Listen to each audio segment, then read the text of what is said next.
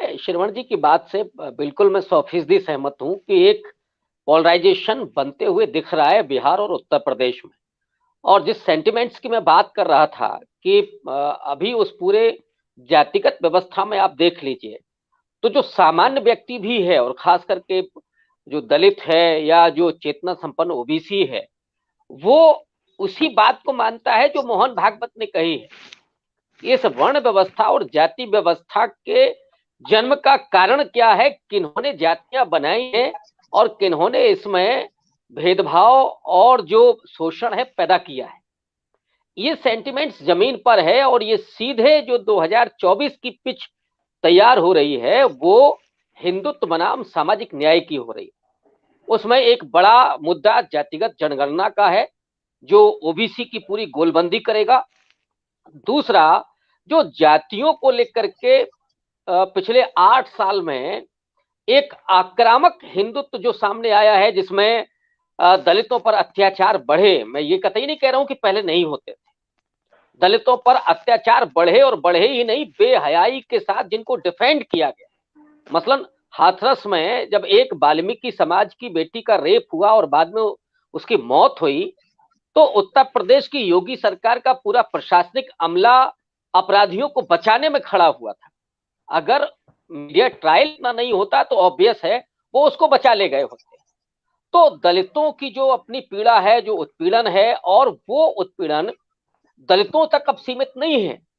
जो ओबीसी की बहुत मजबूत जातियां होती थी, मसलन आप प्रतापगढ़ के उस पूरे बेल्ट में चले जाइए तो वहां पटेलों के खिलाफ बहुत उस तरह की उत्पीड़न हो रहे हैं या उनको मारा पीटा जा रहा है, जबकि वो वहां पे मजबूत हैं।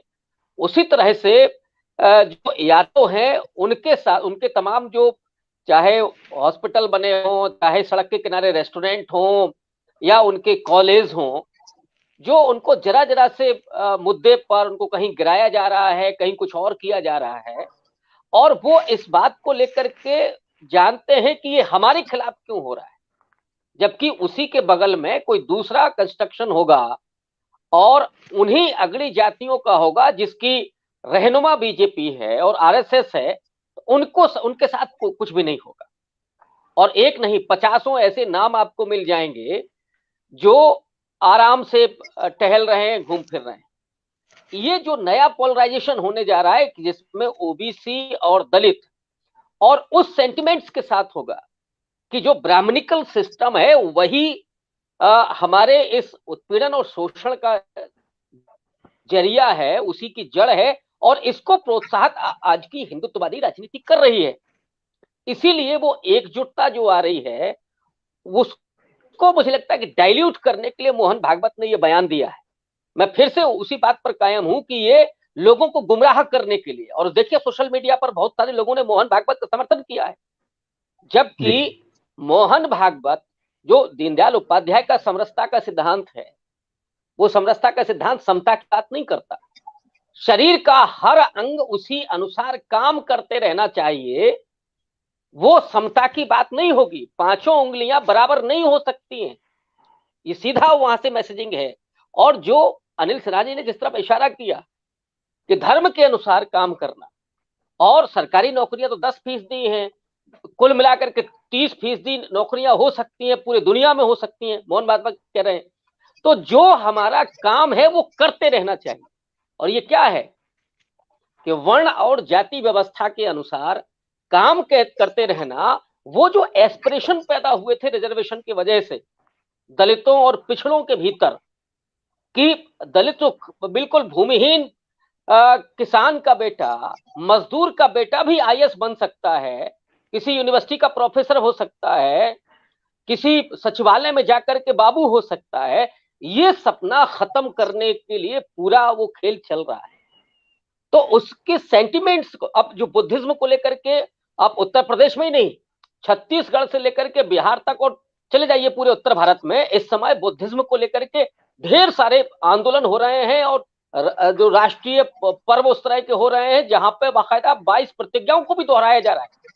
उस जोखिम के बावजूद कि कई जगह गिरफ्तारियां हुई है, एफआईआर दर्ज हुए, लेकिन लोग नहीं मान रहे। तो जो पुरोहितवाद के खिलाफ, या जो बाबा साहब ने जिस टर्म का इस्तेमाल किया था कि सामंतवाद और ब्राह्मणवाद के खिलाफ जो पूरा आंदोलन था, जो बीच में ब्रेक हो गया था, वो अब फिर से सतह पर, जमीन पर आते हुए दिख रहा है। तो इसको डाइल्यूट करने के लिए मोहन भागवत ने एक छोटा सा तीर छोड़ा है, और ये टेस्टिंग है कि इसका क्या परिणाम होता है। एक तो परिणाम ये हुआ कि लोगों ने विरोध किया, उनके अपने लोगों ने विरोध किया, तो उन्होंने वापस भी ले लिया। लेकिन इसकी मैसेजिंग वो चली गई दलितों और पिछड़ों में कि नहीं देखिए, मोहन भागवत भी अच्छे आदमी, और वो तो कह रहे हैं इस बात को। तो आप आरक्षण वारक्षण को भूल जाइए, जो काम कर रहे हैं, जो कभी मोदी जी ने कहा था कि जो वाल्मीकि समाज है वो बाकायदा किताब में है, कर्मयोगी, वो बात अलग, उन्होंने वापस ले ली कि जो वाल्मीकि समाज है वो सदियों से क्यों ये मल ढो रहा है, कोई जोर जबरदस्ती भी नहीं कर रहा है। दरअसल उसे उसमें आध्यात्मिक शांति मिलती है, आध्यात्मिक सुख मिलता है, तो वो आध्यात्मिक सुख वो लेता रहे, इसके लिए ये प्रवचन है। मोहन भागवत प्रवचन दे रहे हैं बाकायदा, और इसीलिए मैं समझता हूँ कि ये बहुत राजनीतिक बयान है, टेस्टिंग का बयान है। जी बिल्कुल।